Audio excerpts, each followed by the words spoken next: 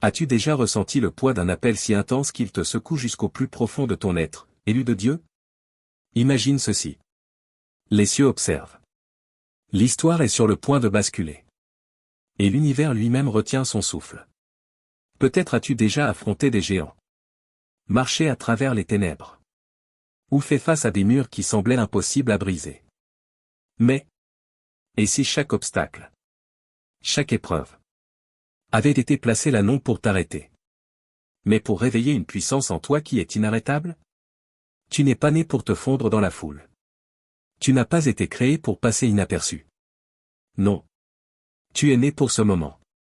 C'est ton moment divin. Le feu qui brûle en toi est prêt à s'élever, à s'enflammer. Et à briser chaque barrière. Élu, le monde attend. La destinée t'appelle. Vas-tu entrer dans le but qui a été écrit pour toi depuis toujours? Je me tiens devant toi aujourd'hui non comme un simple orateur, mais comme un vase de feu divin, envoyé pour réveiller la puissance dormante en toi.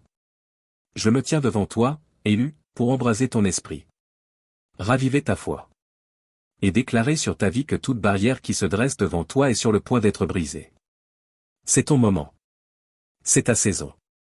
La raison même pour laquelle tu as été conduit jusqu'ici. Et pour un rendez-vous divin avec ta destinée.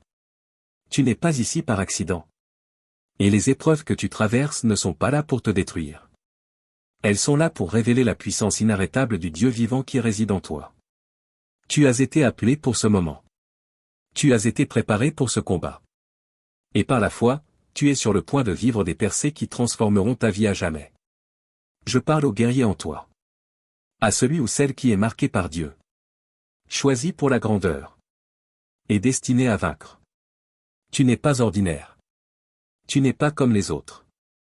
Tu portes en toi l'esprit du Dieu vivant. Et avec cet esprit vient l'autorité de briser chaque chaîne. De faire tomber chaque mur. Et de surmonter chaque obstacle. Il n'y a rien d'ordinaire en toi, élu. Tu as été mis à part pour un but divin. Et les barrières que tu rencontres sont des tremplins vers ta prochaine victoire. Bienvenue dans les secrets du paradis. Si tu n'es pas encore abonné, fais-le maintenant. Abonne-toi, clique sur j'aime, et active les notifications. Pour ne rien manquer de la parole de Dieu. Avant d'entrer dans les principes de la percée. Laisse-moi te rappeler qui tu es. Tu n'es pas une personne perdue. Qui erre sans but. Tu n'es pas quelqu'un sans direction dans le désert. Non. Tu es un enfant du Dieu très haut. Tu as été choisi par lui. Mis à part par lui. Et équipé par lui. Pour accomplir des choses bien au-delà de ton imagination.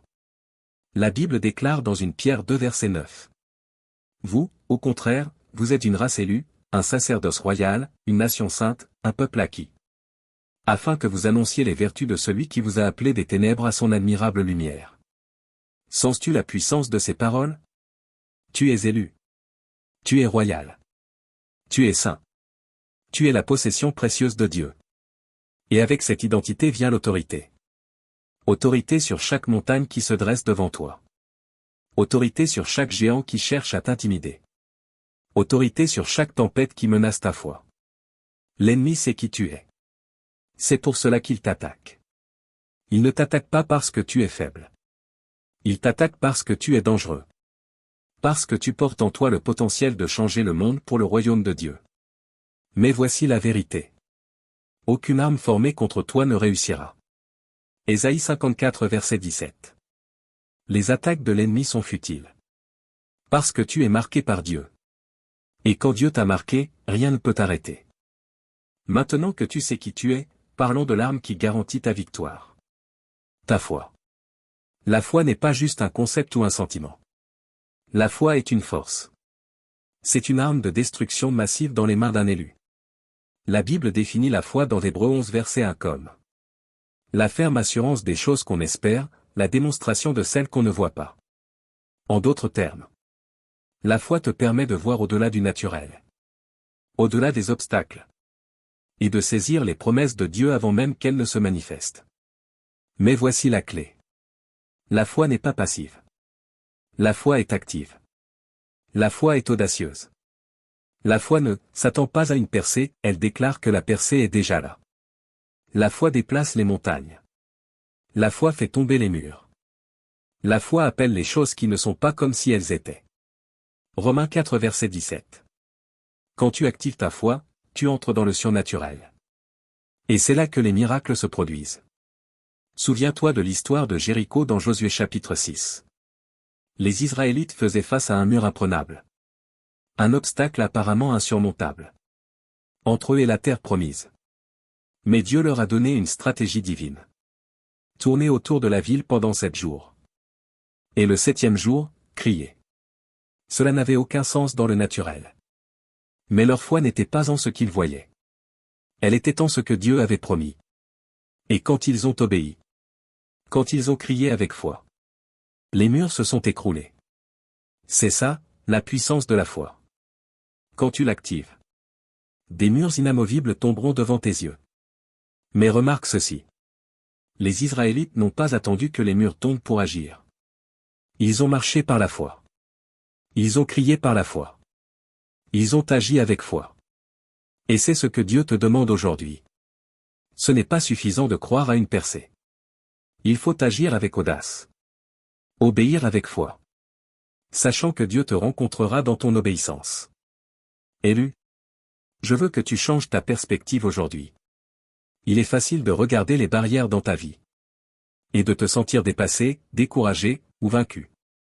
Mais si je te disais que tes plus grands défis sont en fait tes plus grandes opportunités? Des opportunités pour que Dieu démontre sa puissance dans ta vie. Des opportunités pour que ta foi grandisse. Ton onction augmente. Et ton autorité s'élève. Chaque obstacle est une opportunité. David n'était pas le plus qualifié. Ni le plus fort des guerriers dans le camp. Mais il avait quelque chose que les autres n'avaient pas. La foi. Alors que les autres Israélites voyaient en Goliath un géant invincible. David le voyait comme une opportunité pour Dieu de montrer sa puissance. Son audace ne reposait pas sur sa force. Mais sur sa foi dans le Dieu qu'il avait déjà délivré. Des lions et des ours dans le passé, 1 Samuel 17 verset 37. Et grâce à cette foi, il n'a pas seulement vaincu Goliath. Il a été propulsé dans sa destinée. En tant que futur roi d'Israël. Et si je te disais que le géant qui se dresse devant toi aujourd'hui est la clé de ta promotion? Et si je te disais que le mur devant toi est en réalité la porte vers ta plus grande victoire? Dieu n'est pas intimidé par la taille de ton obstacle. En fait, il est spécialiste des situations impossibles. Et les transforme en percées miraculeuses. Mais voici ce qu'il faut comprendre. Tu dois voir l'épreuve pour ce qu'elle est réellement. Un rendez-vous divin pour que Dieu fasse l'impossible dans ta vie. Dieu n'est pas surpris par les barrières que tu affrontes. Il savait qu'elles seraient là. Et il t'a déjà donné tout ce dont tu as besoin pour les surmonter. Mais c'est à toi d'activer ta foi. Et d'entrer dans la percée qui t'attend de l'autre côté de l'épreuve. La Bible dit dans Romains 8 verset 28. Nous savons, du reste, que toute chose concourt au bien. De ceux qui aiment Dieu. De ceux qui sont appelés selon son dessein. Cela signifie que même les combats les plus durs travaillent pour ton bien. Même les saisons les plus sombres. Prépare ta plus grande percée. Voici une vérité qui peut révolutionner ta manière d'affronter les épreuves. La louange est une arme. La louange n'est pas seulement ce que nous faisons quand tout va bien. C'est ce que nous faisons au cœur de la bataille. Pour déclarer que notre Dieu est plus grand que l'obstacle devant nous. La louange est un acte de foi. Qui change l'atmosphère. Et libère la puissance du ciel dans notre situation. Pense à Paul et Silas dans Actes 16. Ils ont été jetés en prison, battus et enchaînés pour avoir prêché l'Évangile. Par tous les critères humains. Ils avaient toutes les raisons d'être découragés. Toutes les raisons d'abandonner. Mais au lieu de se plaindre ou de questionner Dieu, ils ont choisi de le louer. Au cœur de la nuit la plus sombre. Dans la douleur. Ils ont commencé à chanter des hymnes. Et à louer Dieu. Et que s'est-il passé? Dieu a secoué les fondations de la prison. Et leurs chaînes sont tombées. La louange brise les chaînes. La louange secoue les fondements des forteresses ennemies. La louange libère la puissance de Dieu. Mais voici la clé. Tu ne loues pas après la percée. Tu loues pendant la bataille. Tu loues au cœur de la tempête. Tu loues alors que les murs sont encore debout. Parce que ta louange est une déclaration de foi qui dit: je crois que mon Dieu est plus grand que cet obstacle. Et je lui fais confiance pour m'en faire sortir.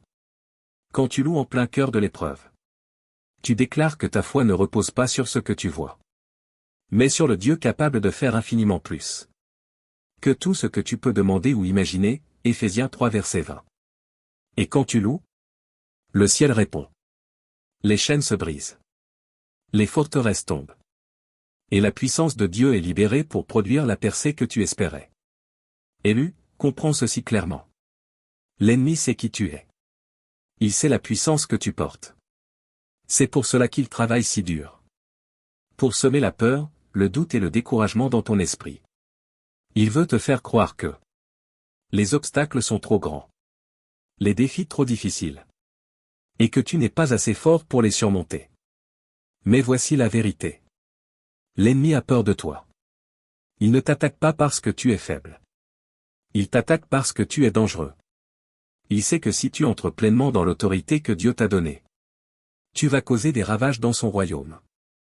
Il sait que si tu actives ta foi, et que tu commences à marcher dans l'ampleur de ton appel, tu vas briser chaque barrière qu'il a tenté de placer devant toi. Alors comment l'ennemi combat-il? Il te combat avec la peur. Avec le doute? Avec le découragement. Il te murmure des mensonges à l'oreille. Tu n'es pas assez bien. Tu n'es pas assez fort. Tu n'y arriveras jamais.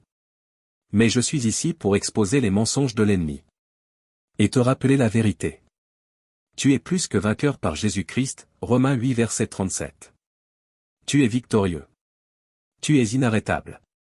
Et rien, absolument rien ne peut arrêter un élu qui marche dans la puissance de Dieu. Si tu veux voir une percée dans ta vie, il y a une chose essentielle, l'obéissance. Ta percée est liée à ta volonté d'obéir à la voix de Dieu. Même quand cela n'a pas de sens. Même quand cela te met mal à l'aise.